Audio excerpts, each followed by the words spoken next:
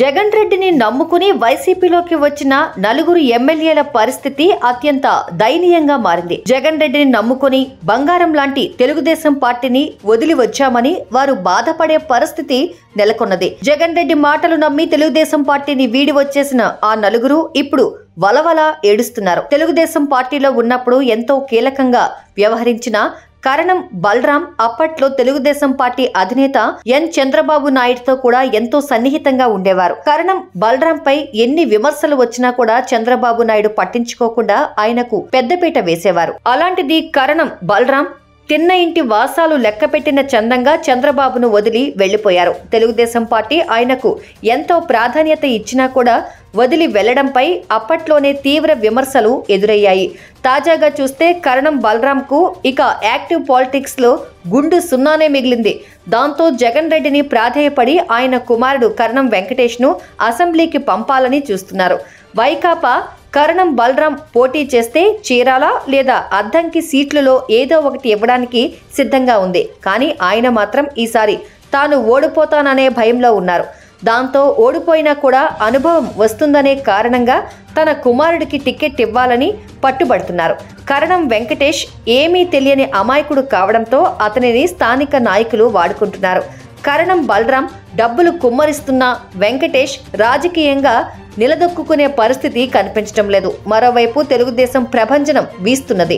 ఉమ్మడి ప్రకాశం జిల్లాలో వైసీపీకి ఒక్క సీటు కూడా వచ్చే పరిస్థితి లేదు. దాంతో కరణం బలరాం అత్యాశకు గండి పడినట్లే కనిపిస్తోంది.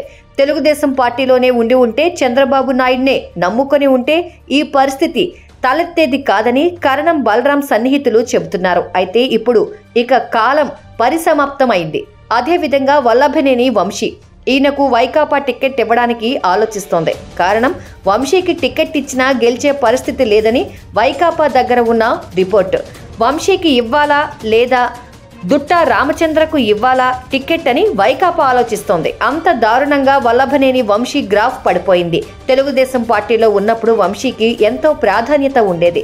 అలాంటి రాజకీయ భిక్ష పెట్టిన పార్టీని వదిలి తాత్కాలిక ప్రయోజనాల కోసం జగన్ రెడ్డి పంచిన చేరాడాయన. జగన్ రెడ్డి పంచిన కుక్కలా పడి ఉన్నా కూడా వంశీకి ఏమాత్రం ప్రాధాన్యత లభించలేదు. దాంతో పాటు వంశీకి నియోజకవర్గంలో తీవ్రమైన నిరసనలు వ్యక్తమవుతున్నాయి.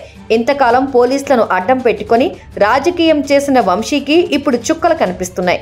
తనను ఎంతో గౌరవించే చంద్రబాబు నాయుడిని, ఆయన కుటుంబాన్ని అనరాని మాటలు అన్న వంశీ ఇప్పుడు తీవ్ర పశ్చాత్తాపం పడుతున్నారు.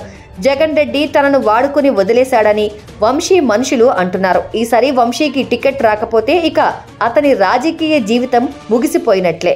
టికెట్ వచ్చినా గెలిచే పరిస్థితి లేనందున ఇక వంశీ చాప్టర్ క్లోజ్ అని అందరూ అనుకుంటున్నారు.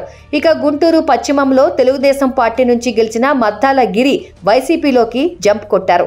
మద్దాల గిరిని తెలుగుదేశం పార్టీ ఎంతో గౌరవించింది. అలాంటిది అత్యాశకు పోయి ఆయన వైసీపీలోకి వెళ్లారు. వెళ్లిన రోజు నుంచి రోడ్లపై తిరిగినా కూడా ఫలితం లేకుండా పోయింది. అసలు ఆయన్ను వైకాపా లెక్కలోకి తీసుకోలేదు. సీటు ఇవ్వము అని అధిష్టానం తేల్చి చెప్పేసింది. ఇక ఈయన పొలిటికల్ కెరీర్ దాదాపు ముగిసినట్టే. చివరగా విశాఖ సౌత్ నాయకులు వాసుపల్లి గణేష్ ఈయనకు వైకాపా టికెట్ ఇవ్వనున్నది. అయితే ఈయనకు వైకాపా కార్పొరేటర్ల నుండి మద్దతు లేకుండా పోయింది. గ్రూపులు ఏర్పడ్డాయి. టీడీపీ నుండి వచ్చిన వారికే ప్రాధాన్యత ఇస్తున్నారని, మొదటి నుండి వైకాపాలో ఉన్నవారిని పట్టించుకోవడం లేదని ఆరోపిస్తున్నారు. వాసుపల్లి గెలుపు కూడా కష్టమే అని వైకాపా వారే అభిప్రాయపడుతున్నారు. యాతావాతా చూస్తే తెలుగుదేశం పార్టీ నుంచి వచ్చిన వారు అందరూ అన్యాయమైపోయిన పరిస్థితే కనిపిస్తోంది. జై జగన్ రెడ్డి అన్నందుకు వీరికి రాజకీయ జీవితమే లేకుండా పోయింది. ఇక ఇదే తరహాలో అధికార వైసీపీ జనానికి అన్యాయం చేస్తుందని భావించి తెలుగుదేశం పార్టీలోకి వచ్చిన వారందరూ సేఫ్ గా ఉన్నారు. నెల్లూరు రూరల్ ఎమ్మెల్యే కోటంరెడ్డి శ్రీధర్ రెడ్డికి తెలుగుదేశం పార్టీ అదే టికెట్ ఇచ్చి గౌరవించుకున్నది.